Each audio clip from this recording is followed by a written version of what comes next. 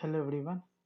In this video, I'll show you how to use the web files in the CRM portal, and I will be using the JavaScript web files. Inside the JavaScript, I will have my logics written and the functions, and those functions I will be using onto the different forms.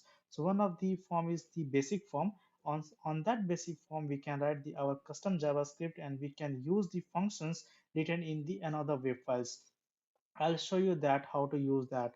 So here, before I proceed to the writing the web files and the writing the custom functions on the basic forms, I'll show you what demo I'm going to show you here. So on the on the portal in the custom portal, already I have created the create a student form, and this form already you can watch my previous video where how I have designed this uh, basic form to display the my forms from the dynamics on the portal. So it is using this partial URL, and this partial URL is used through this through this web through this web pages. So inside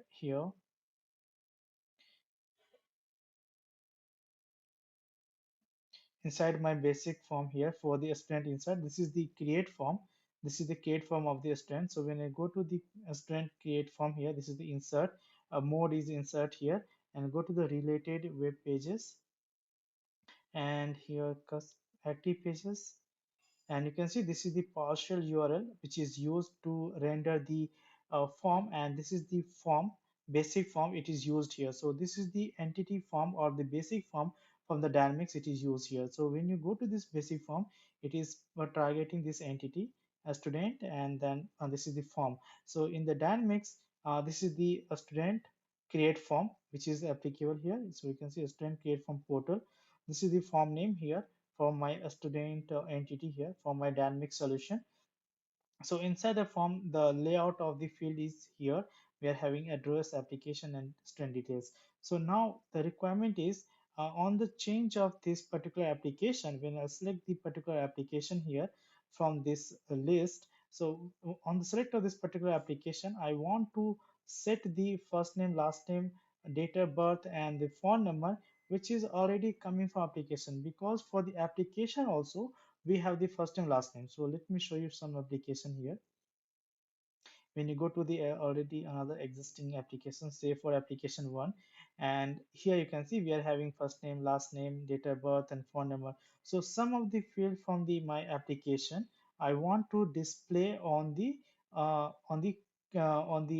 student create form. So on the based on the lookup what value I have selected here. So this is the requirement, and for that we will be using the Odata query, and along with that we will be using the web files as a JavaScript files. Okay, so let's proceed now. So first of all, we have to create the JavaScript function, and that function we have to add here. So that JS file we have to include. So I have been to my particular solution folder here, and this is the my Visual Studio.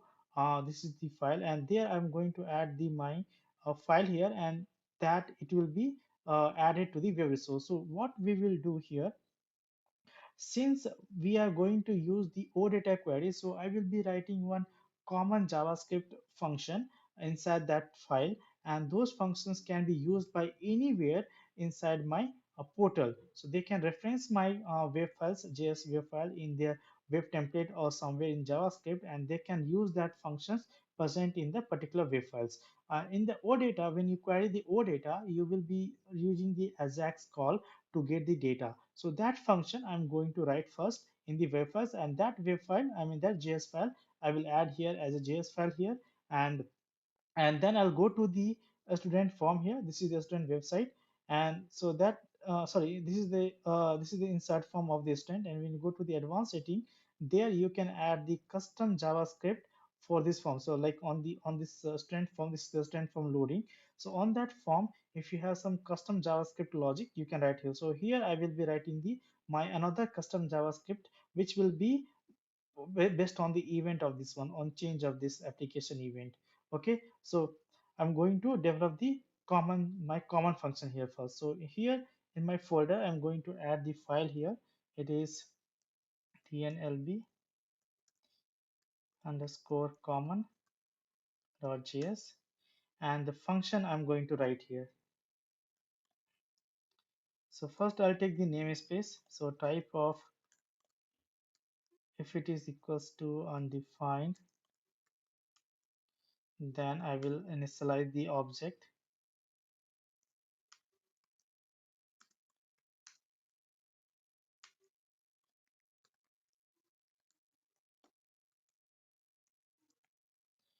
Okay, now I will add the another namespace on top of this one. So it has if the type of dn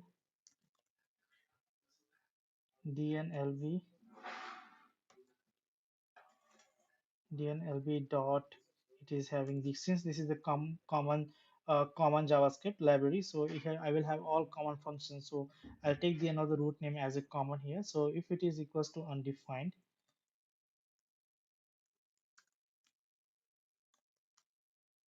then I will initialize that also dnlb common, and here I'll take inside that I will inside the common root name here till dnlb dot common I can have the different function.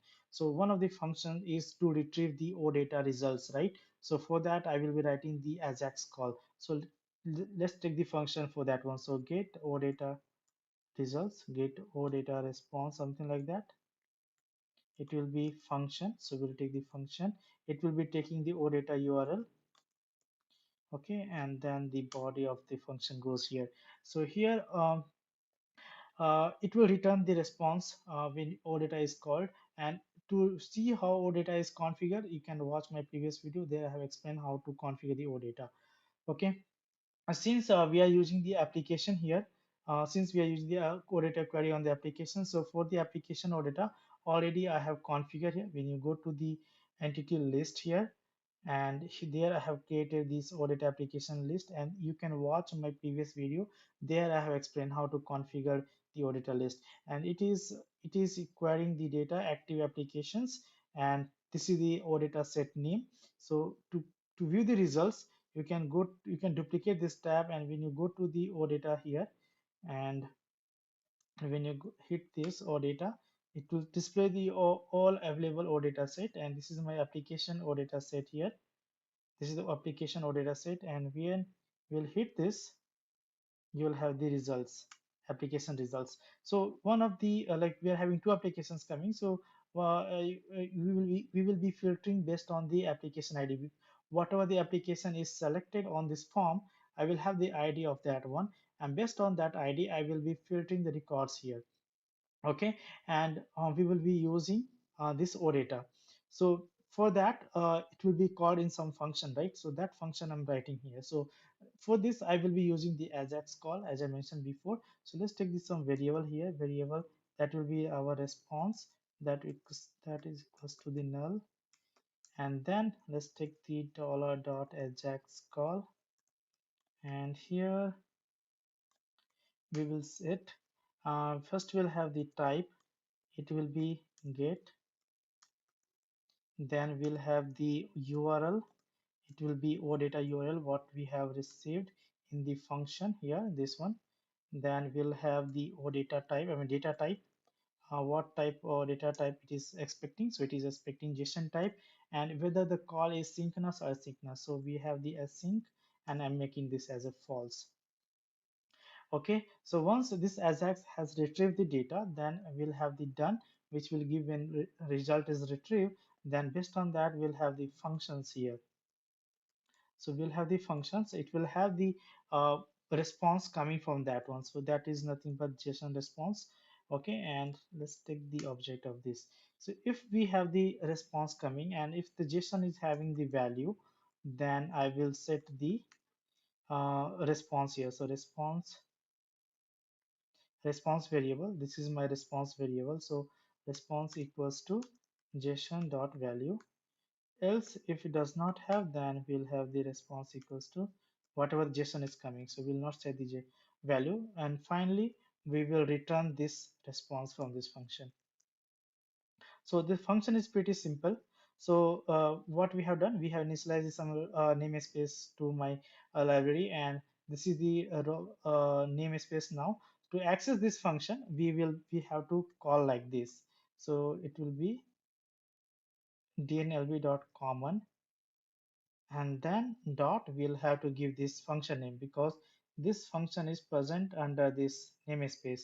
So we'll copy this, and so like this. So and here you have to, when you call the function with this namespace, then this function will be called and you have to pass the odata url, and based on that you will have the response. So let me save this, and this way this web javascript function I'm going to add as a web file. So here in the web file I'm going to create the new, you can go to the web file here. I'm going to create the new web file here, and then I'll name it as a dnlb common. It is applicable to my custom portal. So since I'm using this custom portal, so I will select this custom portal. The parent page will be always home. Okay, then the partial URL is nothing but the name of by which you want to refer this web file. So I will give this name as a dnlb underscore common dot js. This is the name, and you have to use this one. You have to make the state as published. So this is published. Now save it. As of now, we have added it, but our code is not included here. So we will add these codes as a notes there. So anyhow, you can add the inline code here. You can go to the notes here, and you can attach the notes here. But before you attach the notes, you will have the restrictions from the dynamics. Like in the dynamics, when you go to the administrator section, so setting and administration, when you go, and when then you go to this set system setting, there you will have some set block file extension. So like you will see some javascript.js extension added here, and it will, when you have .js added here, you will be not able to add any JS files as a nodes in your dynamics. So that is why you can see I have removed the JS extension here from this list, and now I will be able to add. So you don't find the JS extension here, right? So any file, when you're having error while attaching, you can remove the particular extension from this list, and later on you can add that extension over here. So already I have removed it. So I will be able to add any nodes as a JS here. So I'll go to the nodes, create node section here, add nodes, and I will attach the JS file, and the my file is at this directory here. This is the path of the file.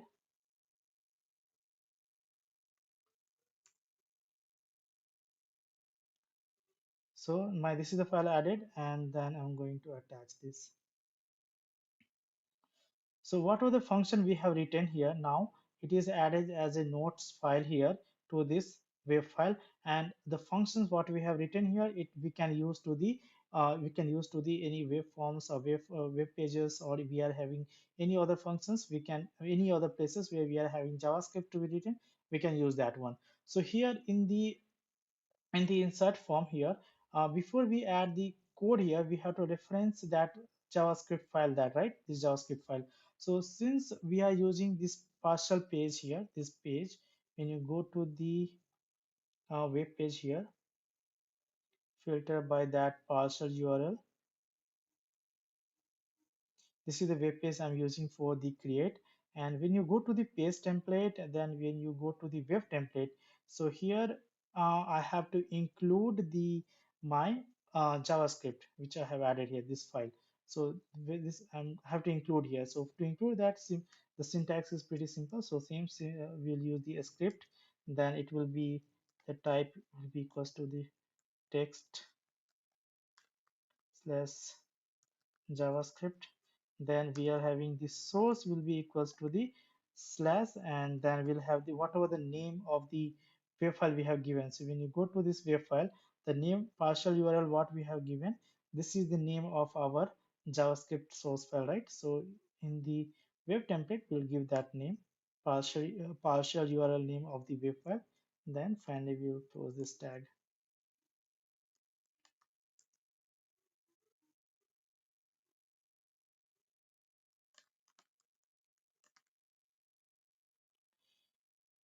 Okay, so this script we had added now, and also the insert form is included here. So once it is added, now inside that we can have the several with page template, and inside the page template we can have the several web pages or entity forms, and on those forms you can use this common JavaScript there. So this is the student form used on this web page. So when you go to this web page, this is the insert form, right? This is the way basic form it is used. So inside this web form I'm going to write the in the additional setting area. When you go to the custom JavaScript, there I'm going to add the logic of this one. So when my form is loaded, I want to bind the events on change of this field. So here, first of all, I have to write the uh, onload function. So when it is ready, then we are having the function. Okay, and then first of all, we have to find what is the logical name of this field. So the logical name of this field is the application ID, DNLB underscore application ID. When you go to the details of this field, yeah, this is the logical name of this field. So here, so we'll find this element, and we have the event on change. Okay, and then the handler of that change function. Okay, so on change of that field, we will try to get the value first. Otherwise, we'll check if that field is having any selected value, because sometimes when you don't have value selected, okay, when you have removed this one and there's no value, so in that case, we will not fire the field here. We will not fire the any function, or we will remove the value from this. Okay, so here we'll check if the value from that field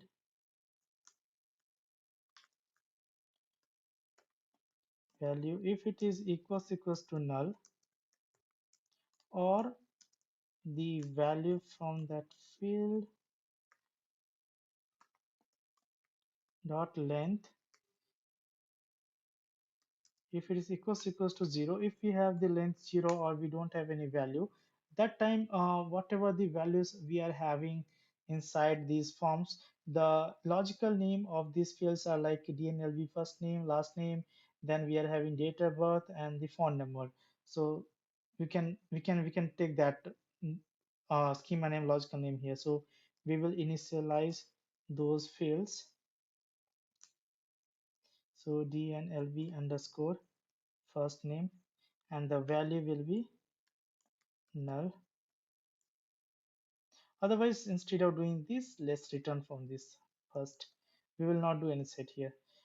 Once we are having value coming here, say we are having value coming here, so we'll get that selected value here. So we will get the whatever the values is selected on this, I want the GUID of that here in the variable. So we'll have the application ID that is equals to the dollar dot value. So it will give me the quid, I mean the record ID, the whatever the record we have selected here. So like for the application one we have selected here from this list. So whatever the GUID of this application one is there, it is retrieved in this variable. Okay, from this, now I have to build the Odata query. So since already we know we are having the application set here, when you hit this, it is giving me the result. Now I have to filter this application set based on the ID here. So I'll add the filter condition here. So filter, and that is equals to, since I know the application ID, so I will be taking this variable, or sorry, this column for the filter condition. So column, then we are having equals, and then the condition is GUID, and then here the particular whatever the GUID you will receive, you will pass here, right? You will pass that GUID here. Okay, so like this we are going to filter. So let me copy this one, and I'll put this value here. So where application or data URL.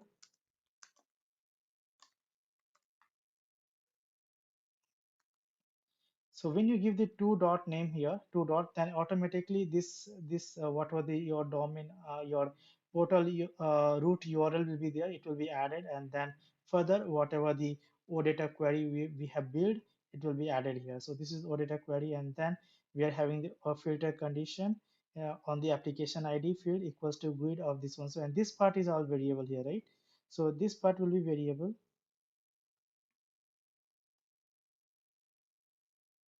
So here I will be taking like this.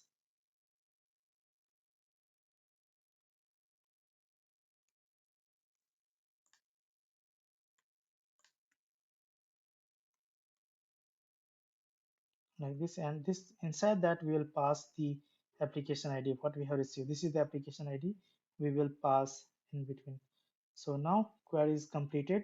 So we receive the application ID, we build the OData or URL here, and right, and then finally we have to call that one. So let me see if this value is returning. So we have created that. Now filter it. Now you can see now it is filtered based on the application ID. So our OData query what we have built, it is working. Now we have to call that, and to call that we will use this web resource. Sorry, we'll use this web file what we have created the as a notes here. What are the functions we have written inside this notes? I want to call that here. So for this we'll use the var result that is equals to the dnlb. As I mentioned before, when you want to call this function you have to use this namespace entire. So we'll take this namespace here, then we have to pass the OData URL what we have created, because this is expecting the OData URL here, right? And based on that it will give me the response here. So that is why I have to pass this URL. Okay, now let's check if the result is equals to null, or sorry, not equals to null, and then result dot length is greater than 0, then we'll have the results coming. And then from this result you can see when you filter by application ID, then always you will have one record coming in the result. So for this I will take the in the result it will give me the array. So from this array I will take the first record. So where application that is equals to the result of first array, first object, and then I will set this value whatever they coming inside this. So like whatever the first name and the sorry, here we are having the email, then we are having the date of birth, first name, last name, that I will set into this field, right? This fields. So here for that we will use dollar and the what is the ID of this field. To get this ID you can use the inspect here. Can go to the inspect, and then you can see this is the ID of that field. You can copy this name.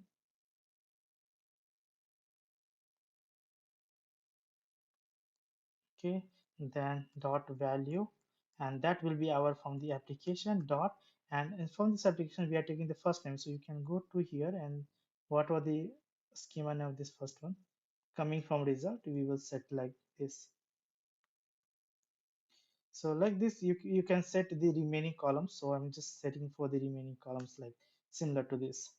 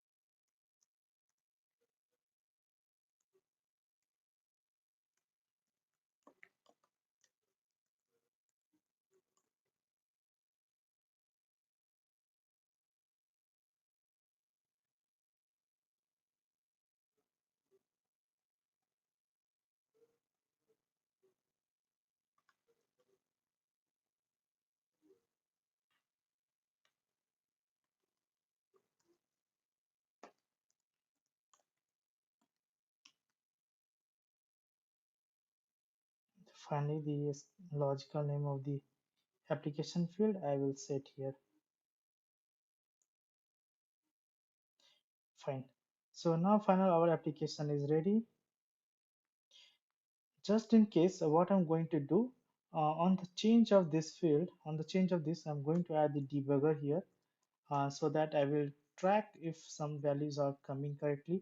So just in case, like when you have enabled the debugger, then you can find the value in the debugger console or debugger value. So now I'll save this file. So the basic form for the student insert is saved, and this is on ready. On the change of this application, I have bind the function here, and it is first checking the value coming to this field. If it is equals to blank or nothing selected, then it will return, it will not do anything. When you have some values selected, then I will do the odata query and trying to find the value based on the application ID what I have selected here this application. Once the value is retrieved, from that retrieved results, one of the first result I will select, and from the first result I'm going to set the first name, last name, date of birth, and the phone number to the remaining fields on this grid. So let me save this and let me reload this form, create form again. Okay, now I'll go to the create a student. Okay, my form is loaded. As of now, I don't have any value selected here. Now I'm going to change this field to with some application one.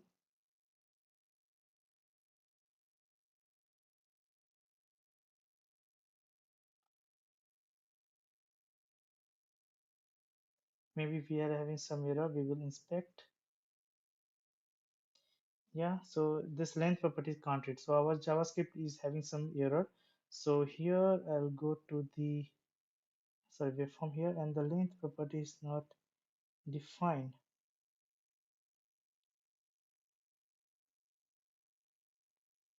What is the error?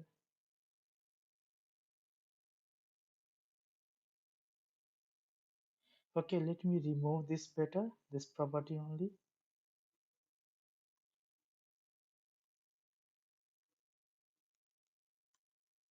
Okay, and save this. I'll reload this form again. We'll see if we have any error. Okay, no error coming here, fine. I'm going to select the value,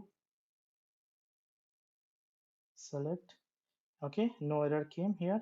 Now the on the change of this field, sorry, on the change of this field here, this field, the my Java on change event is fired, and now going to debug and let's see if it has any value.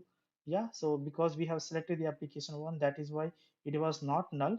Otherwise, if it is null, then it will return from here, but it's not null. And we'll see if we are having the application ID coming. Yeah, we got the application ID here. We receive the selected application what we are having there. What are the application we have selected? This one, this id is there coming there now. And then finally we build the odata query. Okay, now inside the odata query we are calling the command dlv function, and we'll see if it is giving me the result. Okay, now the result is undefined.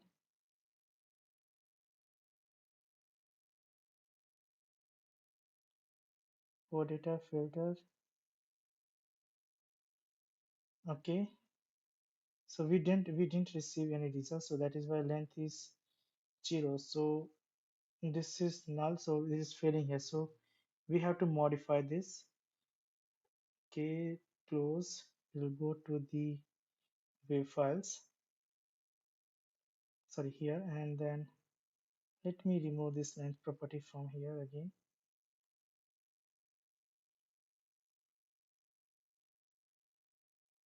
Then inside the function we're having odata url data type json, then async false. Okay, then it when it's done we are having function as a result json dot value, then response dot value. If not, then return, oh sorry, return is blank here, you can see. That is why, so we have to return the response here, right? My mistake. So inside the function we have to return the response. That is why it was coming as an undefined response from this. Okay, so I'm going to update the updated same file there. So here I'm going to delete this, add the note.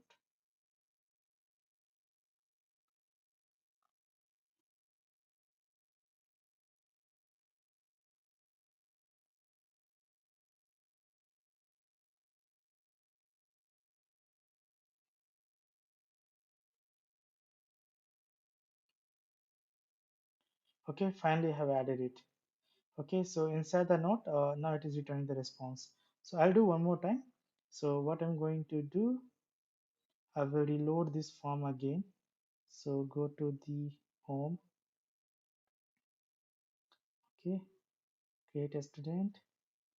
Okay, form is loaded and I will open the debugger here.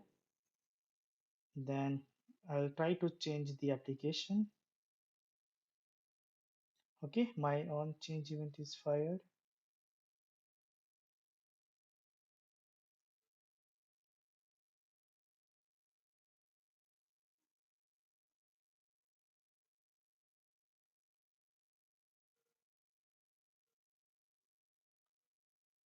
So we are having some problem in that. Let me see the code again.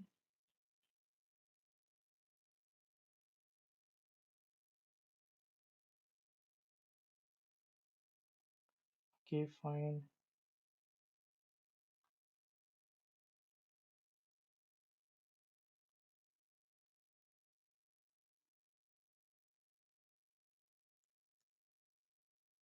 Everything's fine. Let me refresh this again.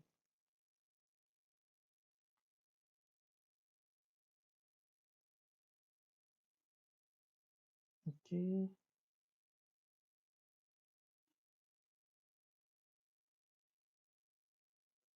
Now you can see when I have selected the application one, it has retrieved the first name, last name, then phone number. And if it has any date of birth value, it will retrieve here. So now when you remove this one, no change. When you remove this one, no change. When I select the another field here from the application two, then you can see the application two, whatever the first and last name values are coming, it is setting here. So like that, you can create the web files in your project, in your portal project, and you can have multiple JavaScript files, and you can associate, you can use in your web forms. Sometimes you will be using on the web pages also. We are having the advanced JavaScript. You can see here. You can add the some custom JavaScript code here also. So you can have the multiple way of using the wave files of different types. Suppose you are having wave files as an image, then like you can say we can have the JSON image type different types. Wherever you are using the wave files, you have to use the parser URL for to reference that. And like I have used here inside the web page, when you go to the page template and in the web template, how I have reference in my web template here, like that. If you have some image or some JSON files, you can reference that. So now I hope it is clear to you how to use the web files, and I hope you have learned that one. And thank you for watching this video, guys.